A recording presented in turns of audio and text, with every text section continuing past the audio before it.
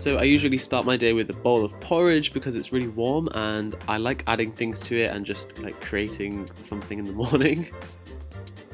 My porridge has slowly upgraded over time. I used to just add banana, but today I tried to add pomegranate. I wouldn't recommend it because the blood of the pomegranate just squirted everywhere and stained my lovely pink tank top, which is now in the wash, but I tried to add pomegranate this day. So the pomegranate was kind of experimental, but I add banana every time I have porridge. It's such a classic, it just goes with porridge so well. I then normally add honey and goji berries, chia seeds, and cinnamon.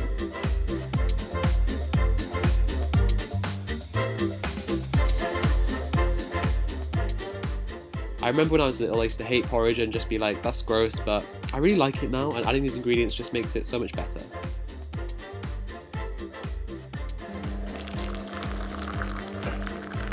Of course, it wouldn't be one of my videos unless there was a cup of tea in it. I really like tea. The taste of it, something about it is just really nice in the morning. It just helps to like wake me up, especially in winter when it's cold. And I like to add a bit of honey to my tea and a little bit of milk as well. So for lunch, I normally have a type of meat with some source of carbs and some vegetables.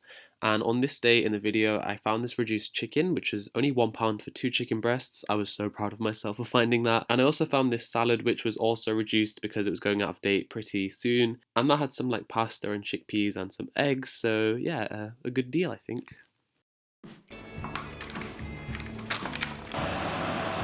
Okay, so I put most of the salad onto a plate and the chicken is now done, so I'm going to add the chicken as one piece. Okay, so this is my lunch. There are 2 pieces of chicken that were marinated before when I bought them, some salad, some eggs and cucumber. It looks very nice and it smells good. And this took 15 minutes because everything was like pre-made, but it was still cheap and this is healthy, like it's good. Now I love this sauce. Yeah, I just add this to everything. I'm sorry if it's not supposed to be on salad, and yeah, just add that everywhere. Woo! That's probably a bit too much. I got a bit carried away, guys. Okay, so I just finished lunch and I'm still hungry, so I'm gonna make some juice. I'm gonna put an apple and a kiwi, and then I'll put some frozen spinach, and I have no bananas left. I might just do that.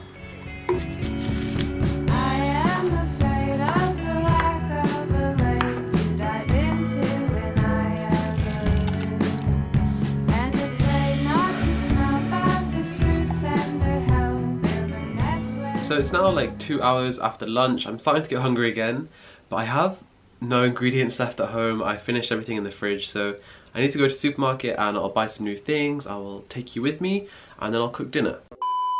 Okay guys, I want to say that I'm surprised, but I'm not. It's now been 2 hours since I said I was going to go to the supermarket. Long story short, I just started editing and I really get into the zone when I'm editing, which is a good thing, I suppose. I'm now quite hungry, and there's one thing that I have left in the fridge. This massive bag of carrots, and also some hummus.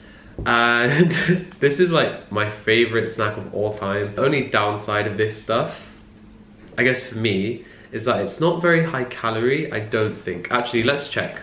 So I checked and they're actually both quite low calorie, which you might be confused why I want high calorie food. I'm just trying to gain a bit of weight, like in terms of muscle, and in order to do that I need to eat more food in general, and I find that quite hard, to be honest. I like the taste of carrot and hummus. Even if it's low calorie, I just still eat it.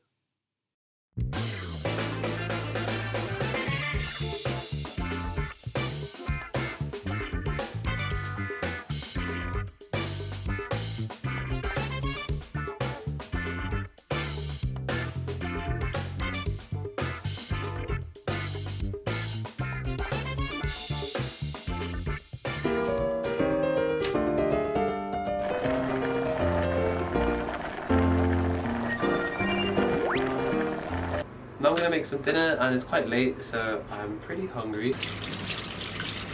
I'm gonna try to make sweet potato mash. You can just microwave sweet potatoes. It's faster and just easier. And like microwaving isn't actually bad. It's not bad for you. Stab each potato quite a lot. It's quite fun. And I'm just gonna do 4 at once because I don't want to wait. I'll do it for like 10 minutes, I guess. I'm not someone who like has particular spices for particular meals. I just put on all of my seasonings onto like every single dish. So salt and pepper, paprika, like chili powder, whatever I can find, I will just throw it onto the meat.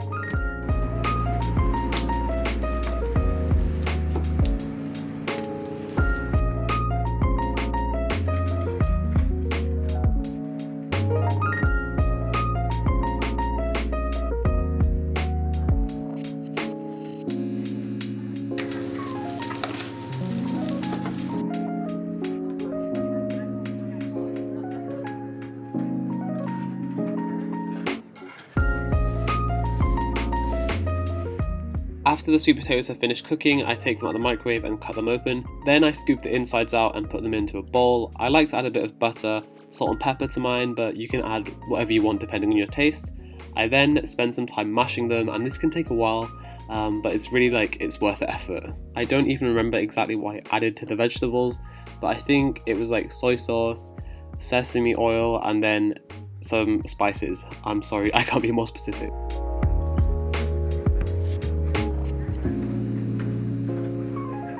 So when it comes to supplements, the only ones I take are probiotics. That's because there is quite a lot of research behind them suggesting that they are useful for those who have bowel issues, and I have lactose intolerance, so I think these are probably helping with that a little bit.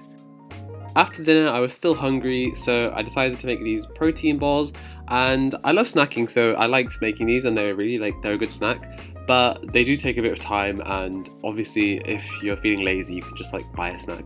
But these are really fun to make, and I'll show you how I made them. So the first thing that I did was get about 3 or 4 bananas and mash them. Try and get like riper, browner bananas because they'll be easier to mash. One thing I like about this snack is that I don't measure any of the things I put in, I just add them, and it's always worked out fine, so it's okay. So in the video I'm showing what I normally add to my protein balls. You can experiment with it and add whatever you want, but the stuff I normally add does create quite a tasty protein ball, so I would recommend it.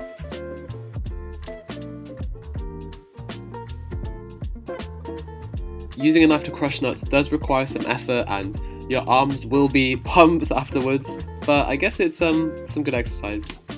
We're nearly finished, but I add 2 eggs and whisk those, then add that to the mix, and I add a bit of honey just for some sweetness. Also add some baking powder just to make sure that the protein balls rise a little bit. The last thing I do is add some butter and flour to the cake tin. That's going to make it non-stick so you can easily remove everything once it's cooked. I then bake the protein balls at 180 degrees for 20 minutes and they will be finished. So that is all for this video. I really hope you guys enjoyed that. If you did, please give the video a like and subscribe, and I will see you guys in the next video. Bye bye!